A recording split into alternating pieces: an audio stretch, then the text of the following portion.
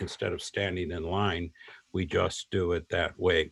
Other things that might want to know that I know some of you are watching together, and we do have times when there is 2 or 3 gathered. Um, and in those cases, when a vote is requested by the bishop as a yes or a no, if everyone is in agreement, just merely hit yes or no, because we know you're out there and can add that to our totals. If there is a disagreement and that there's a split between, just merely put in the chat that such and such, and put the designation 3 yes, 1 no, or whatever it might happen to be. Now, we also have our very first opportunity to put that word yes together, and that is, in order to determine the quorum, we need all people who are clerics, all members of the clergy, to hit the yes button. And if you don't know if you're a member of the clergy, ask one of us. We can probably help you. All right. So, Nick, you have that, right? Yes, 28. 28. Okay. So, Mr. Secretary, the once honorable Dave Sackerson, you now, and very much honorable, and a member of the clergy, you now have that total 28 that will be announced. Now we Looks need like there was a revision. Looks like there were 30. There was a delay in votes. Okay. It was Florida coming in with those hanging cats. And so now we know that there are 30.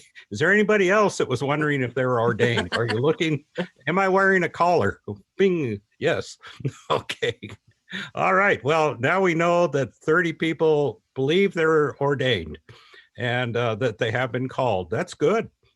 All right. Now let's have We're getting additional ones. 3 more just popped up. Ah, yes. All right. 3 more. Wow. Do you feel you were called? I guess so. It took a while. Okay, so we have finally all clerics. Okay. Now, and we do know that only clerics voted, right? In that one, only clerics voted yes. Okay. Now we go to wardens and delegates, just so we know how many are wardens and delegates. Yeah, hit yes. We'll keep it open for a couple seconds longer. Yes, to determine if you're laity, non-cleric, what else can we say? You don't have reverend in front of your name. You aren't wearing a white collar. That would be now your turn. Okay. Also, you might point out that there are 2 different views. One is speaker view, one is gallery view. Oh, great point. Thank you, Bishop. Right now, Craig Worth on my screen fills up most of the screen, and there are a few people on top. And that's done by going up to the upper right-hand corner and hit view. And you have 2 choices. You'll have view either speaker or gallery. Gallery is the one which will have many different small little screens, and then speaker would then have the person who is speaking. Okay, thank you. Okay, thank you. I believe that's all right now. The announcements and chat, by the way, we're going to restrict that to being business only. So please, while it's wonderful to share recipes and things on chat, at this point, it's probably important that we conduct the business. So in chat, we'll go to the host being the bishop. And so please, let's keep that for that. If there is general help questions, we have a help desk. Help, and it's an email, so you don't have to interrupt anything on your computer. Just text help at episcopal-ut.org, and Rhonda will answer that question. And it was Rhonda who suggested that we can say, help me, Rhonda, and you know the rest of that song. So you will remember there will be Rhonda at help at episcopal-ut.org as an email. All right. How many did we have, Nick, for delegates and wardens? It looks like, including the direct messages I received, 75. 75. And again, clerics were 20. Well, It varied. We're 33, yes. Okay. We're going to stop at 33 now. All righty. Okay. Thank you very much. And I believe that gets us this far down the line, Bishop. Okay, Thank you. Okay, thank you very much, Craig. At this time, I recognize Brandon Birmingham Esquire, Chair of the Resolution Committee, for the purpose of addressing the special rules of order. So if we would have Brandon unmuted and speaking. Right. Brandon should be able to unmute himself. Okay. Can everybody hear me now? Yes. Okay, thank you.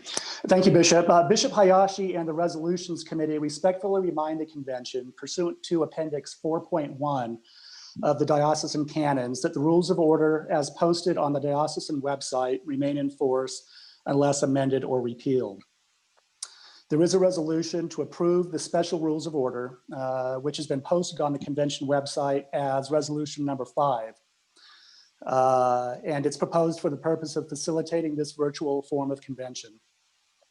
On behalf of the Resolutions Committee, I respectfully move to adopt the resolution to approve the special rules of order as written.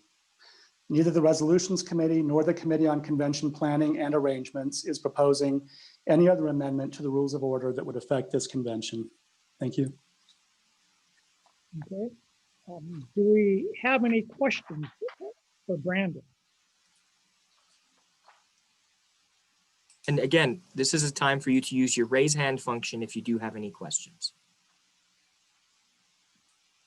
Seeing, I do not see any at this time, Bishop. Thank you, Nick. Therefore, I call now for a vote to approve the special rules of order. All in favor, please use the yes button, and opposed, use the no button.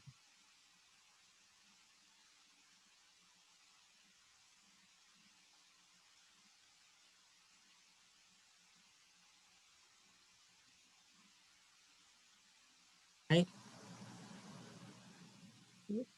All right, everybody, let's close this poll in just a few seconds. All right. Thank you. We're going to, It passes. Hmm. There were no votes. So I think we are good to go on that. Thank you very much, Brandon. Now, at this time, I recognize the Reverend Dave Sackerson, who is the Secretary Designee of Convention for the report of the Credentials Committee on the presence of a quorum. So, Dave. Thank you, Bishop. The Constitution of the Diocese provides that a quorum of the Diocesan Convention requires a majority of 50% plus 1 of the clergy entitled to seat, voice, and vote in the convention, and a majority of lay delegates from a majority of the delegations entitled to representation.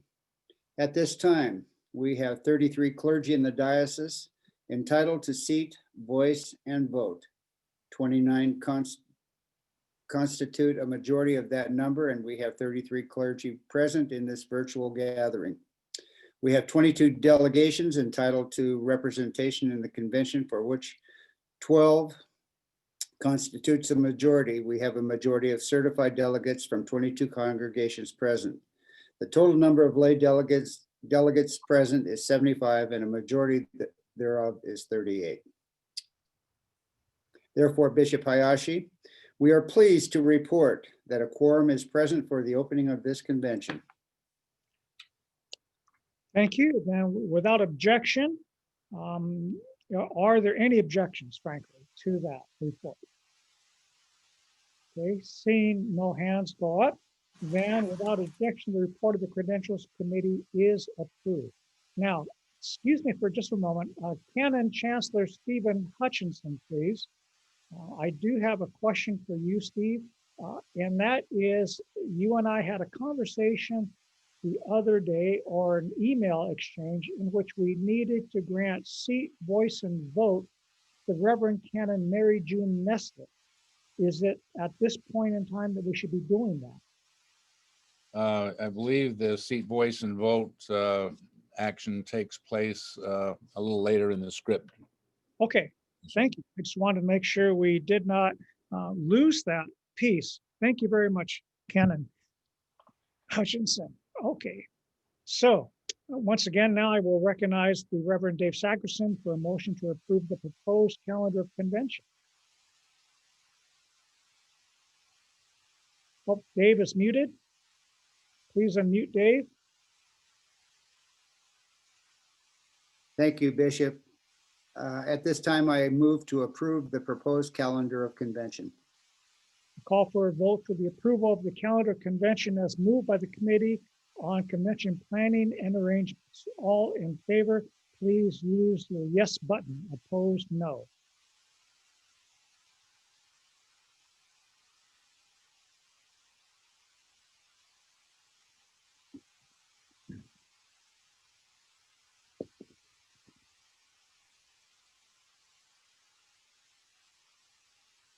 Okay, thank you very much.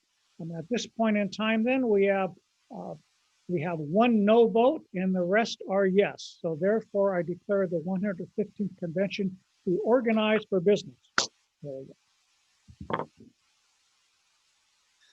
I now recognize once again Dave Sackerson, the Reverend Dave Sackerson, for request for seat and voice. Thank you, Bishop.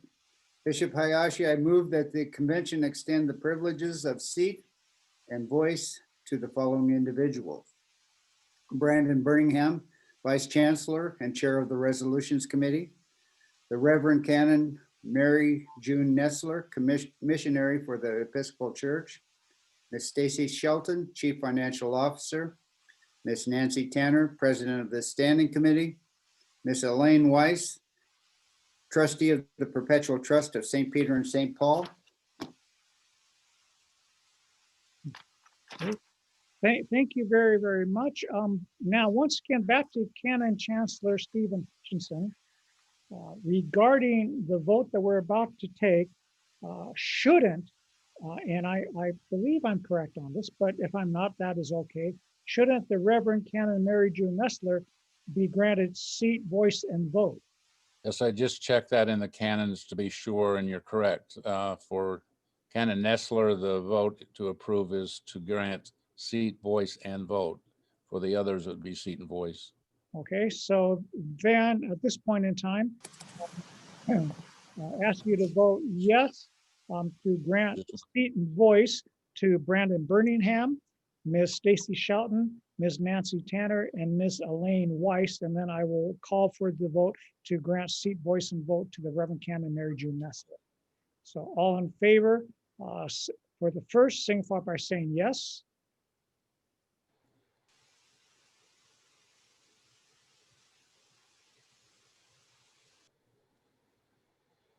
Okay. Thank you. That has passed overwhelmingly.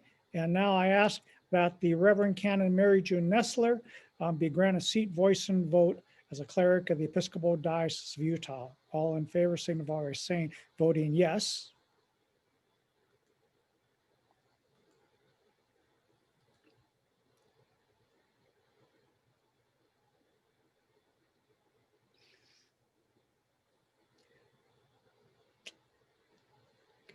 Okay, the votes are in, and Canon Nessler, the Reverend Canon Mary June Nessler is granted seat, voice, and vote at this diocesan convention.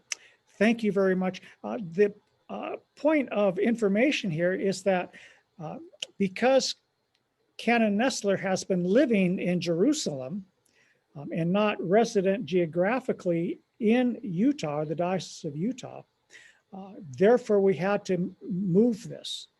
If she had been living here instead of in Jerusalem, although she is now living in Chicago, then there would be no need to make this motion. And so that is why we needed to do that today. Okay. A text message. A text message?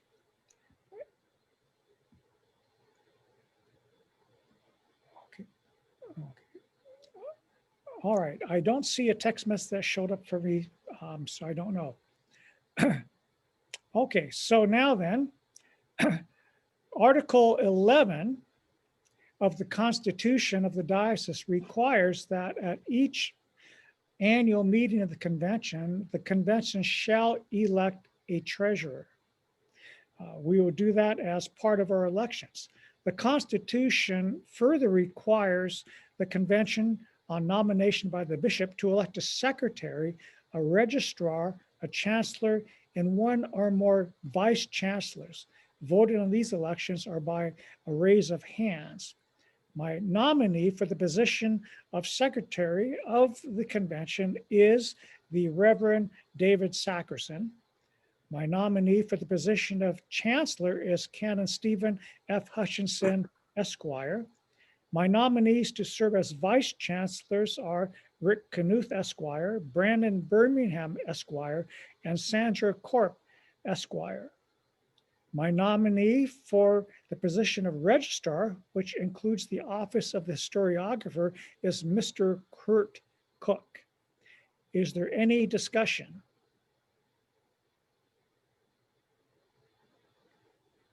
Okay. All in favor, please use your yes button. Opposed, no. The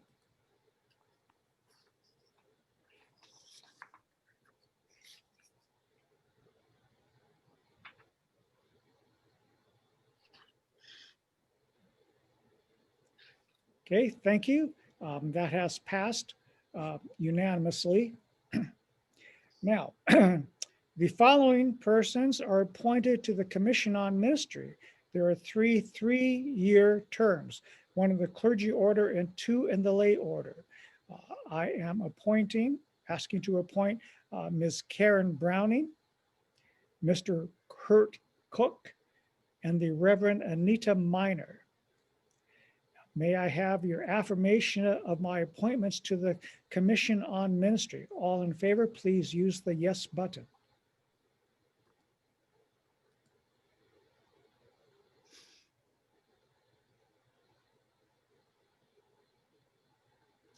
Okay. Thank you. That has passed unanimously. And now I'm going to acknowledge those members of the Commission on Ministry whose term has ended. And those persons are Ms. Karen Browning, Mr. Kurt Cook, and the Reverend Anita Miner. However, they are all eligible for reappointment for another term, so that has been done. And further, I wish to express my gratitude to those who will continue on the Commission on Ministry. The Reverend Kurt Wiesner, who is the chair and has been serving marvelously well, Mr. Joseph Frank, the Reverend Terry Haydock, Mr. Mark Letourneau, Mr. David Reed, and Ms. Martha Wonderly. I want to point out, and I shall, that the Commission on Ministry has been doing a marvelous work in the Diocese of Utah. A level of organization and expertise that's been brought that during my time. We've had good Commission on Ministries, but this Commission on Ministry under the guidance of these people and the chair of Reverend Kurt Wiesner has brought us to a new level, and I'm so very appreciative of that. Thank you very much. Now, we are living in this strange time. It is a time of, as you know, of having a pandemic. And if there's any evidence that we need that things are different than they were in 2019, it's this convention itself, the way in which we are meeting. And I've been very thankful to you all because you've been coping and adapting to this new reality, which for right now is what is normal. We don't know if we'll ever get back to what many people call normal. We don't know. And if we do, we don't know when that exactly will take place and what normal will then be. For right now, this is normal. And you know what? I really don't like it.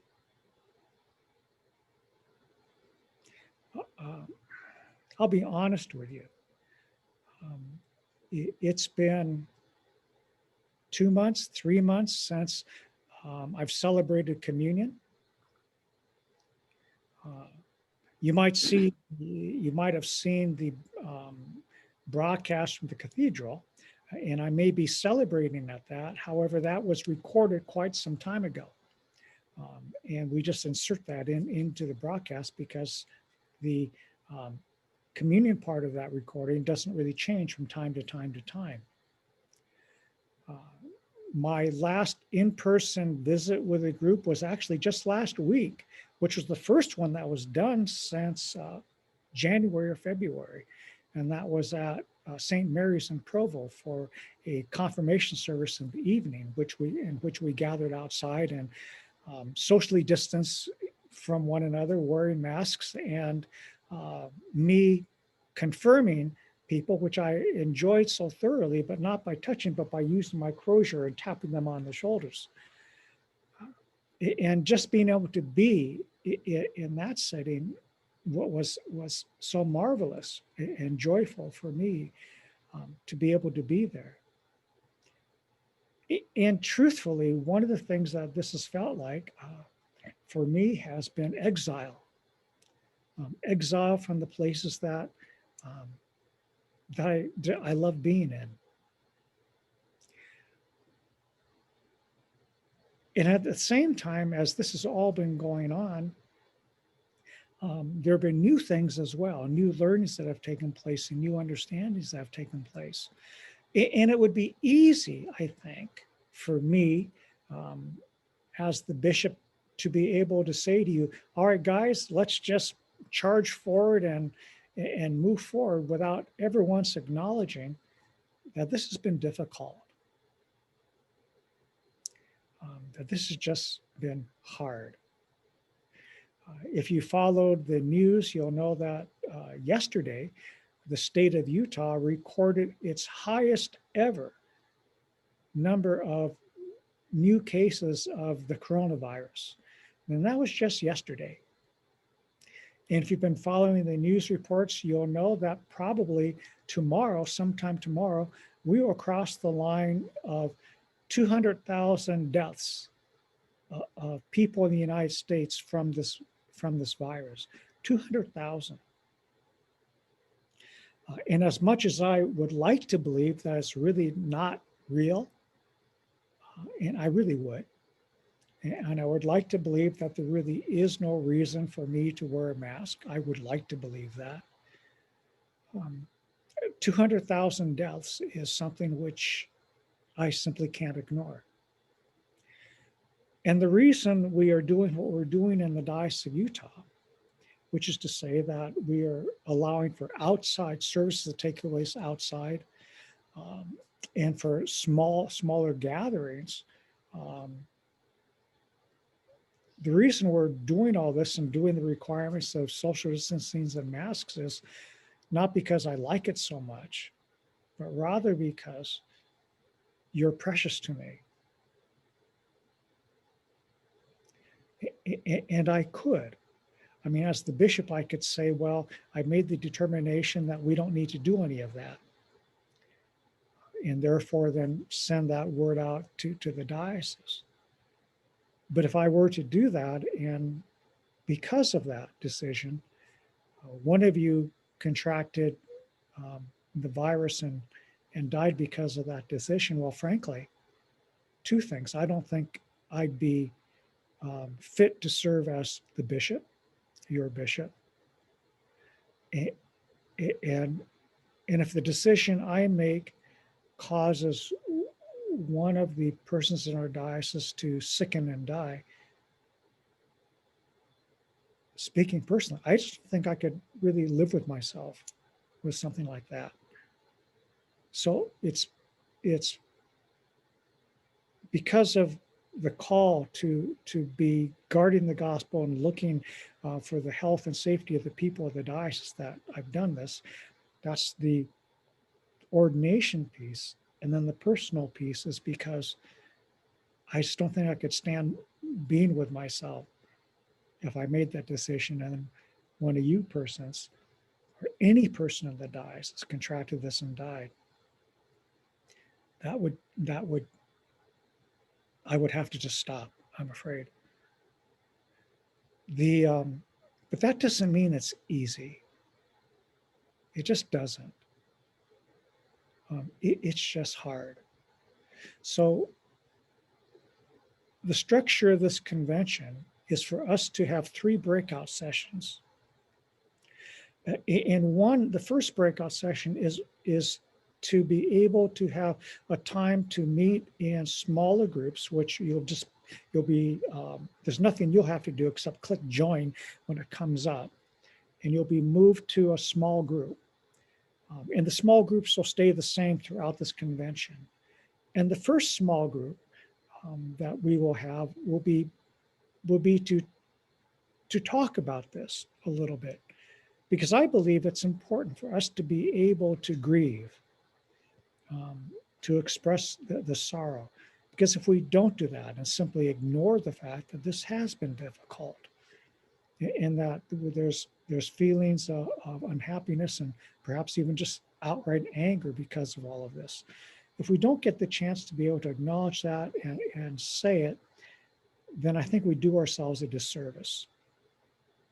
And at the same time, there are things which I think we've all learned during this period of time too. I've learned how important it is to be able to meet with the clergy in charge weekly. How extremely important that has been. And should we magically get back into what we used to call normal, then I can guarantee that we'll still, clergy in charge and I will continue to meet together weekly, just because it's become such a vital part of my life. So we'll be moving into small groups. And the second small group then will be, after doing that, which I think centers ourselves and brings us to the present, then we'll start looking about the future. And then on the third session, which will be tomorrow, then we will have a session. The sermon, by the way, tomorrow will be from the presiding bishop. But the third breakout session will be to be able to talk about the second pandemic, which is hitting our nation. And that second pandemic is the division that's in our country. We have 2 of them, the virus and the division and the hatred that we've seen, and the way that this is sometimes broken along racial lines. So we'll be discussing that tomorrow as well. We'll be briefing you about actions that I'm taking as the bishop, as well as things that are being offered.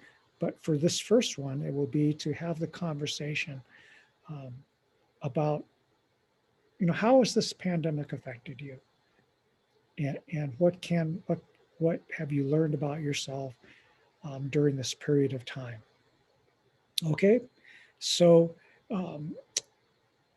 Craig and Nick will be executing that, and when you'll see a screen pop up on your screen, so just hit join when that happens. And then this will last for a period of time, and then we will end the sessions, and then you'll be asked to rejoin the larger group for further business and the work of convention. All right, so Craig or Nick, please do that. All right. You should all be getting a notification in about 5 seconds.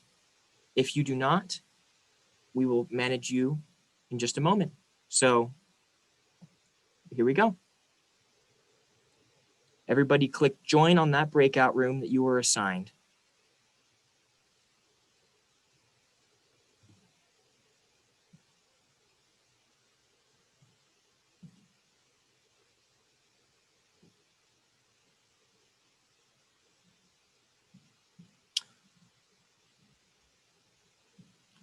All right. Now, for the remaining of you, I wasn't able to identify you from your name, but let me just add you all into your group right now. So, diocesan staff is still here, but then the remaining of you, please raise your hand if you need to be assigned to a breakout room, and I will do so immediately. All right. Here we go. One moment.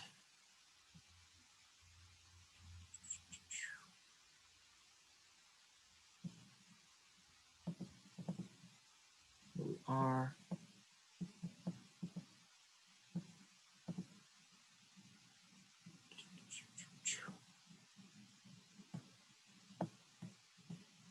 All right. Here we go.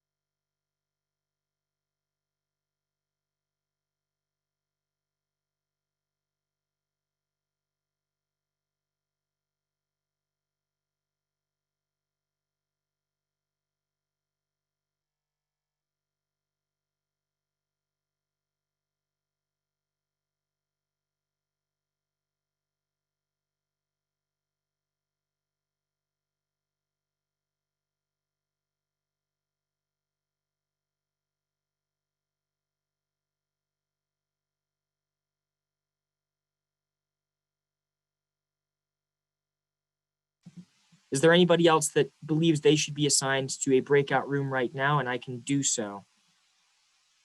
Please raise your hand or message me, because I think everybody else should be where they belong.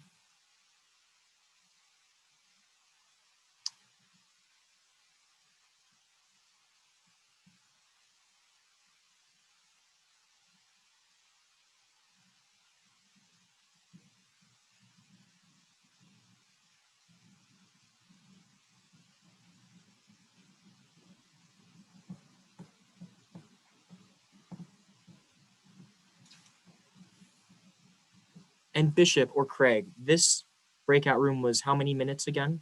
40. 40. 40, Wonderful. 40. And Elaine, I just sent your answer. You are online. I mean, it is recorded. Okay, thank you. I'd say maybe 35 at this point. Okay. I do not believe staff's joining breakout sessions, but if you'd like to, I can assign any of you that would. Thank you. You're welcome. I think that breakout went really rapidly as far as people joining, much faster than it first did on Zoom at the House of Bishops. Yeah, I think it went very well, and I was grateful. So The only issue that we had was when people used a different email or different name. Yeah. You Right. know, but yeah, it went great. And Nick gets credit for that, Bishop. Okay. That was a Nick thing. Okay, so Rick Stevenson is still with us here, and then Ingrid. Okay, thank you. looks like Rick Stevenson was assigned to one, so maybe he's away from his computer at the moment. Okay, well, he needs to hit join. Okay. Oh, it looks like I can send one to. I need to assign Jean really quickly. She just jumped on. Here we are.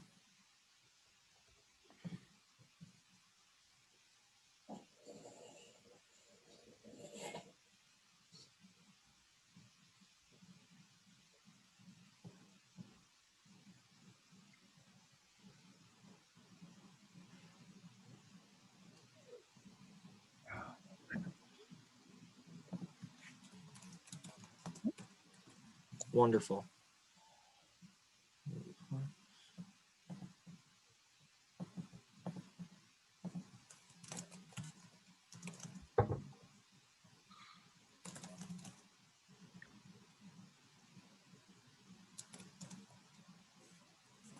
Just to confirm, the breakouts are 20 minutes?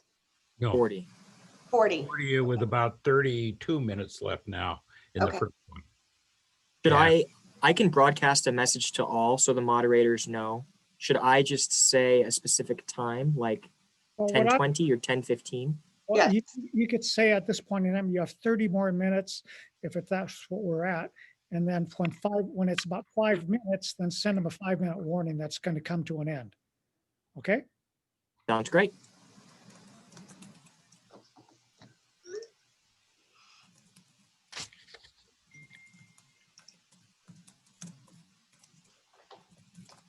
Okay, then, I'm going to be muting myself here. My video is stopped. I'll be muting myself as well so I can do things like blow my nose. okay. As long as you can hear what, we will then go to, let's see, we have those elections. Then we have our reports.